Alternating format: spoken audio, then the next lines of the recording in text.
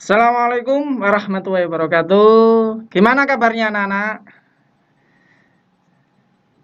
Saya harapkan kondisi kalian masih sehat. Oh iya, di sini Pak Budi pakai masker karena kondisinya masih COVID, tapi ini berhubung di ruangan, saya lepas supaya tahu wajah saya yang lumayan tampan. Ya,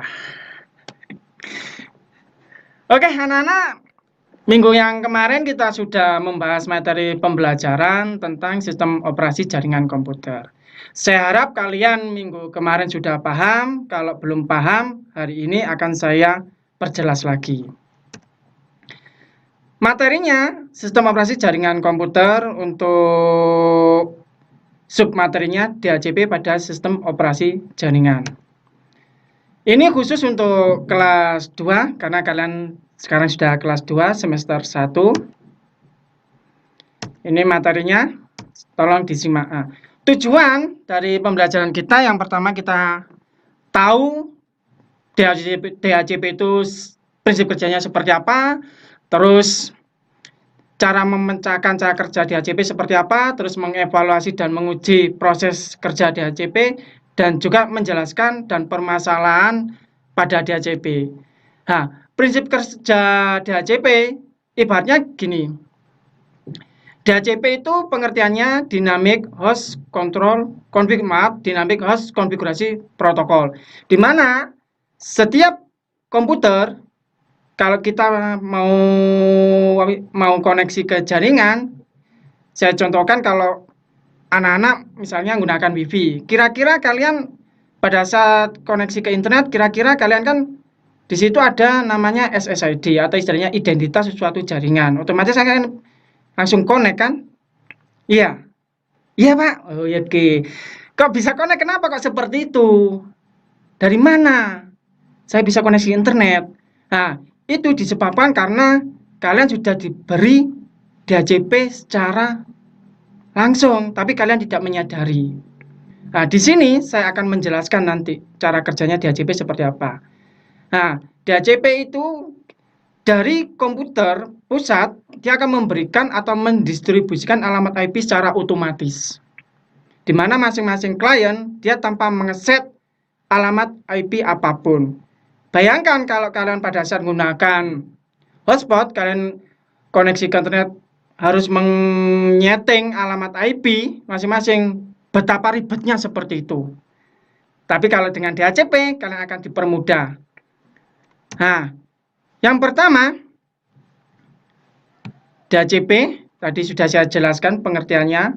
Jadi dia mendistribusikan, memberikan alamat IP secara otomatis kepada komputer yang aktif. Kalau komputernya tidak aktif, otomatis dia tidak akan diberi DHCP alias mati. Karena tidak ada DHCP-nya.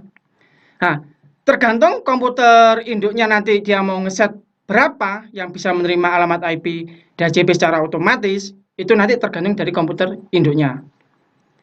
Nah, ini cara kerja DHCP. Di mana? Di sini. Ini komputer server. Nah, untuk DHCP sendiri ini memang khusus komputer yang berbasis server. Kalau komputer yang bukan berbasis server, contohnya seperti Windows XP, itu memang tidak memungkinkan atau tidak disarankan untuk digunakan sebagai server untuk memberikan fasilitas DHCP. Yang bisa memberikan fasilitas DHCP itu biasanya komputer berbasis server, contohnya Windows Server. Linux itu semuanya bisa. Nah, di sini klien pada saat komputer klien ini nyala, dia akan merespon. Komputer servernya akan merespon, oh siapa? Komputer siapa ini? Nah, dia akan memberikan alamat IP secara otomatis.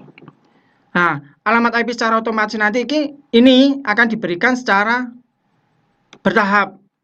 Berapapun tergantung dari komputer servernya. Kalau komputer server ini menyediakan alamat IP secara otomatis 5 klien, berarti otomatis nanti yang akan dilayani sebanyak 5 klien. Nah, di sini DHCP komputer klien ini akan menyalakan komputer, dia otomatis akan merespon, memberikan alamat IP, terus sama komputer servernya dia akan direspon. Begitu sebaliknya, dia akan dikirim kembali datanya dan dia akan menerima alamat IP secara otomatis. Itu cara kerja DHCP secara garis besarnya. Terus manfaatnya apa? Nah, di sini ada beberapa manfaat. Yang pertama itu transfer data, di mana transfer data ini seandainya kalian menggunakan flash disk, itu kan kita mau minta data ke komputer ke orang yang lain atau komputer yang lain, otomatis kan kita harus mindah-mindah flash disk itu. Ya kalau yang minta cuma 1 orang, kalau 10 orang, nah, otomatis kalian bisa capek sendiri kan?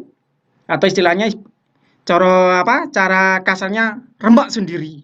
Nah, di sini kalian kalau menggunakan DHCP, kalian tinggal mengirim data lewat alamat IP tadi.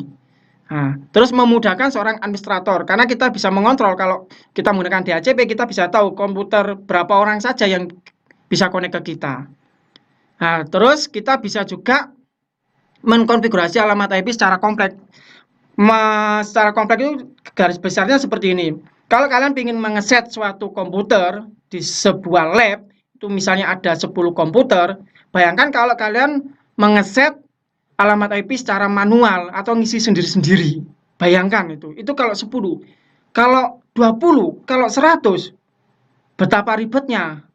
Tapi kalau kalian gunakan fasilitas DHCP, itu hanya komputer server yang kita setting, terus kita kasih alamat IP, batasannya misalnya alamat IP-nya 1 sampai 10. Nah, komputer klien kita tidak usah nyeting, karena komputer klien secara otomatis dia akan menerima alamat IP dari DHCP tersebut. Nah, untuk berikutnya, terus di sini ada beberapa supaya kalian punya gambaran. Oh, Pak Budi cuma cerita saja, nggak ada buktinya. Nanti hoak. Nah, bukan seperti itu. Di sini ada contohnya, anak-anak bisa kalian lihat video animasi. Insya Allah video ini namanya animasi pasti akan menarik. Kalau tidak menarik nggak usah dilihat. Tapi saya harapkan kalian bisa melihat. Oke? Kita lihat video animasinya sebagai berikut ini.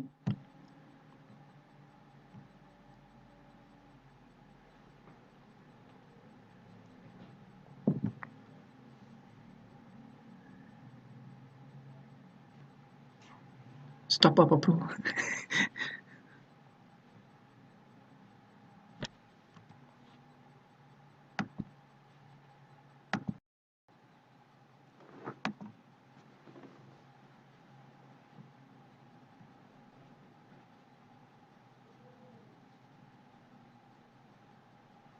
Nah, ini video animasinya ya, kita buka.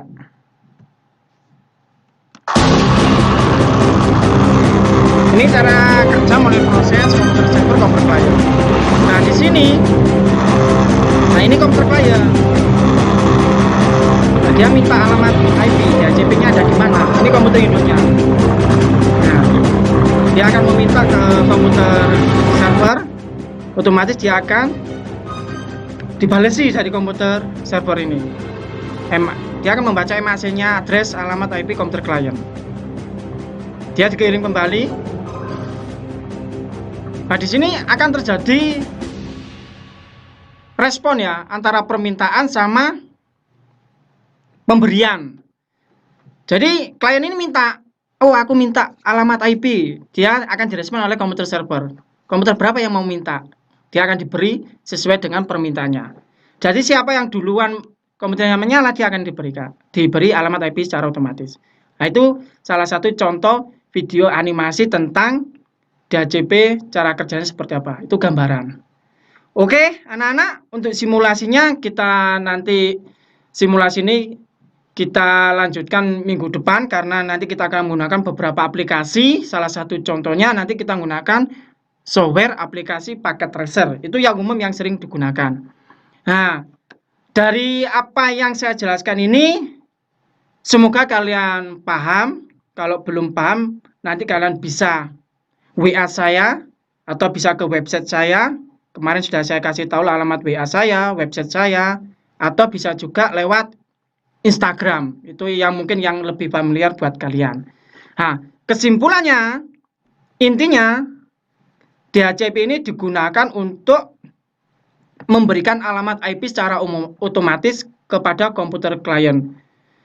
Dan ini bisa diterapkan di semua jaringan baik skala kecil, menengah maupun besar. Kalau kecil ya dalam bentuk luar lingkup seperti rumah, menengah seperti lab, antar lab. Kalau skala besar mungkin tuh seperti contohnya kalau garis besar itu seperti bank. Nah, itu kan juga jaringan juga. Kalian kok bisa ngambil uang seperti itu dari mana? Kok otomatis bisa ngambil? Itu garis besarnya seperti itu. Oke, anak-anak sampai di sini dulu apa yang saya jelaskan. Semoga bermanfaat dan kalian tetap optimis menjadi siswa yang berprestasi dan juga menjadi insani Islam yang membanggakan. Oke, wassalamualaikum warahmatullahi wabarakatuh. Salam profit.